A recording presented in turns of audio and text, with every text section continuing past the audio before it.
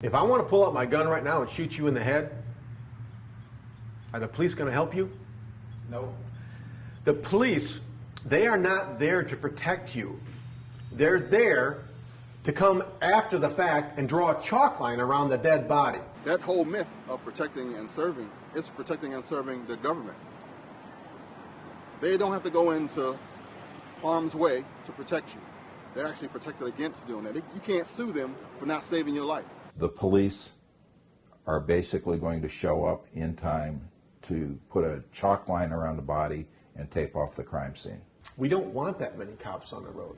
We want honest, law-abiding, armed citizens, well-trained citizens, i.e. the militia, to protect themselves.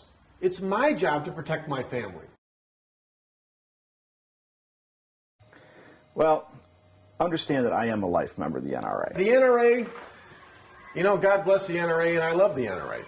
I'm a member of the NRA. I'm an NRA instructor. The NRA is an essential organization to get people to stick their toes in the pool.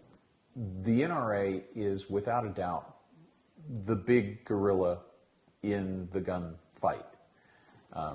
There's a misconception amongst the public, the media, the politicians, and within the NRA itself, thinking that they are the gun lobby.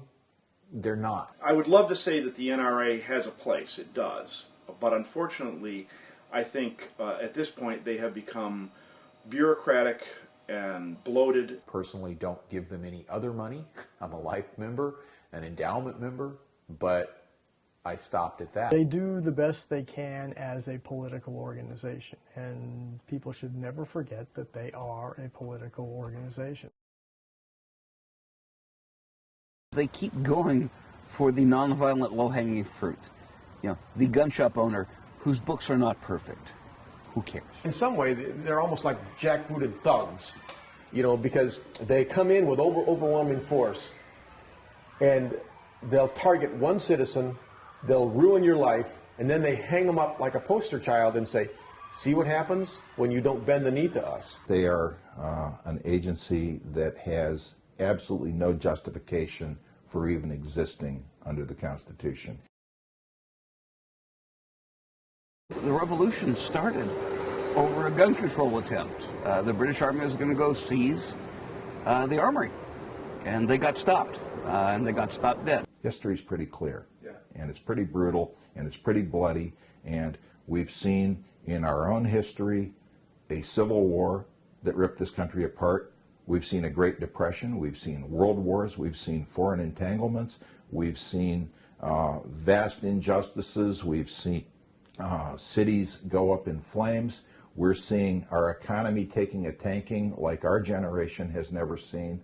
And the sense is that we're kind of on a roller coaster and we don't know where the next turn is going to be or if it's going to even stay on the tracks.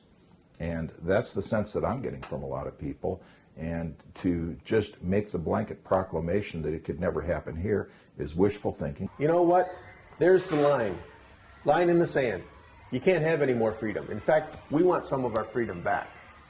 And that's what the Second Amendment movement is all about. It's not about just protecting the freedom that we have. It's about getting back the freedom that we've already lost. Because you lose the Second Amendment, they're lined up like dominoes. You lose the Second Amendment, the right to keep and bear arms, you lose the freedom of speech, freedom of religion, the freedom of the press, you lose them all.